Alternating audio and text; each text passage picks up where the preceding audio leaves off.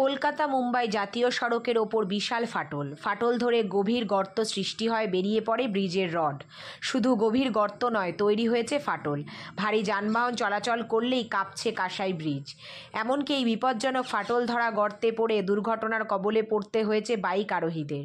রীতিমতো আতঙ্কের মধ্যে দিয়েই জীবনের ঝুঁকি নিয়ে যাতায়াত করতে হয় বিভিন্ন যানবাহনকে। পূর্ব মেদিনীপুরের পাঁশকুড়ার জানাবার কাঁসাই ব্রিজের ওপর জাতীয় সড়কে ফাটল ধরে গর্ত সৃষ্টি হয় আতঙ্কিত পথচারী মানুষজন থেকে শুরু করে যানবাহন আরোহীরা। তবে কোনো প্রকার দুর্ঘটনা ঘটেনি, প্রাণহানিও ঘটেনি। সে কারণে এনএইচের তরফ থেকে ব্যারিকেড করে ঘিরে ফেলা হয়েছে ওই ফাটল অংশ। তবে রাস্তা খোলা রয়েছে, ফাটল অংশের পাশ দিয়ে যাতায়াত করছে যানবাহন।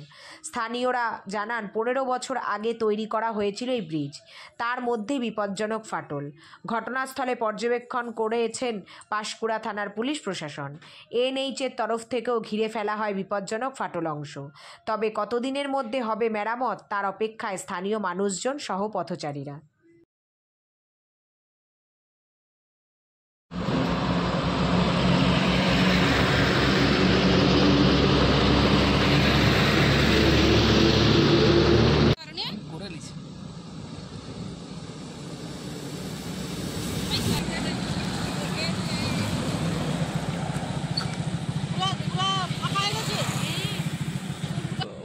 পারেনি।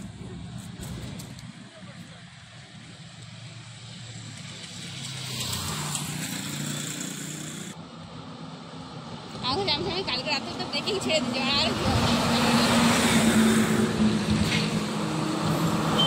পরিচিত কাউকে ডাকো।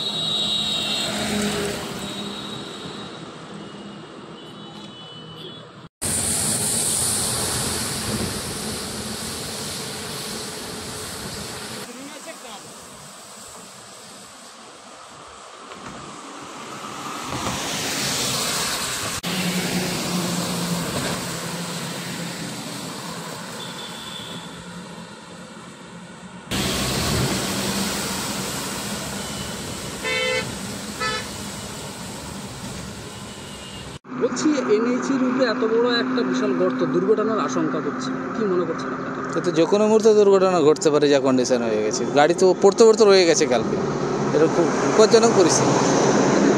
নিত্যদিন তো বহু গাড়ি যাতায়াত করে। হ্যাঁ, প্রচুর খুব সমস্যা যে কোনো মুহূর্তে। এটা তো আমি কালকে দেখলাম রাত্রিবেলা, কন্ডিশন খুব ভয়াবহ অবস্থা। বড় রড বেরিয়ে গেছে। কতটা সমস্যার মধ্যে যাতায়াত করতে? অনেক সমস্যা। আবেদন বলতে কর্তৃপক্ষকে জানাচ্ছি, আবেদন করছি যেন দ্রুততার সঙ্গে এটা সারিয়ে দেন, নাহলে যে কোনো মুহূর্তে দুর্ঘটনা ঘটতে পারে। তো আশঙ্কা বোধ করছেন? অবশ্যই, প্রচুর আশঙ্কা বোধ করছি। আমার নাম শম্ভুরাম ভট্টাচার্য। হ্যাঁ। বলছি, কি এমন একটা ঘটনা ঘটেছে, ব্রিজ প্রায় ভেঙে পড়া? হ্যাঁ, গতকাল রাত্রেই আমরা দেখতে পেলাম, আমিও ছিলাম ফিল্ডে। তো একটা গাড়ি মানে আনকন্ট্রোল হয়ে গেছিলো, পড়তে বেঁচে গিয়েছে ও। তারপর আমরা খবরাখবর করতে সবাই এসে এটা ঘেরাঘেরি করলো রাত্রিতে। তারপরে বিশেষ করে হচ্ছে রোডে যে কন্ডিশন হয়ে দাঁড়িয়ে রয়েছে, যে ব্রিজ যেভাবে তৈরি হয়েছে তার থেকে অনেক বেশি হাইওয়েতে ওভারলোড গাড়ি চলছে, এই জন্যে এই অবস্থা। তারপরে বিশেষ করে আর একটা যে সমস্যা, মানে মেনটেনেন্স ঠিক নেই। ব্রিজ রোড হচ্ছে কিন্তু ব্রিজের মেনটেনেন্স নেই। কেন, আমার তো বাড়ির সামনে দেখতে তো পাচ্ছি, ব্রিজের দিকে কেউ ধ্যান দিচ্ছে না। এটা কত বছর, 15 হয়েছে মনে হচ্ছে, এটা 15 বছর হয়েছে। কিন্তু যে কন্ডিশনে ব্রিজ ভেঙে না তো করলে ওই জায়গাটা, মানে ওখানে একটা স্ল্যাব রয়েছে, ওই স্ল্যাবটা না ভেঙে না করলে এ থাকবে না, এ আবার এভাবেই হবে, ভেঙে যাবে। হ্যাঁ, টোটালটাই ফেটেছে। কিন্তু এই যে স্ল্যাবগুলো দেওয়া আছে, 3-4টে স্ল্যাব দেওয়া আছে, ওই মিডিলের ওই স্ল্যাবটা পুরো বসে গেছে, মানে পুরো ভেঙে গেছে।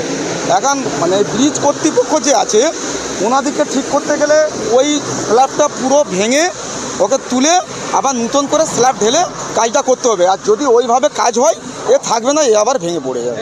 জীবনের ঝুঁকি নিয়ে যাতায়াত? হ্যাঁ, যাচ্ছে তো, কিছু করার নেই তো। এই তো কালকে রাত্রে বাইকও পড়েছে একটা, সব তো হাইওয়েতে খুব স্পিডে গাড়ি যাচ্ছে, কালকে একটা রাত্রে বাইকও পড়েছে ওখানে, আমরাই তুলেছি তাদেরকে। কী করব?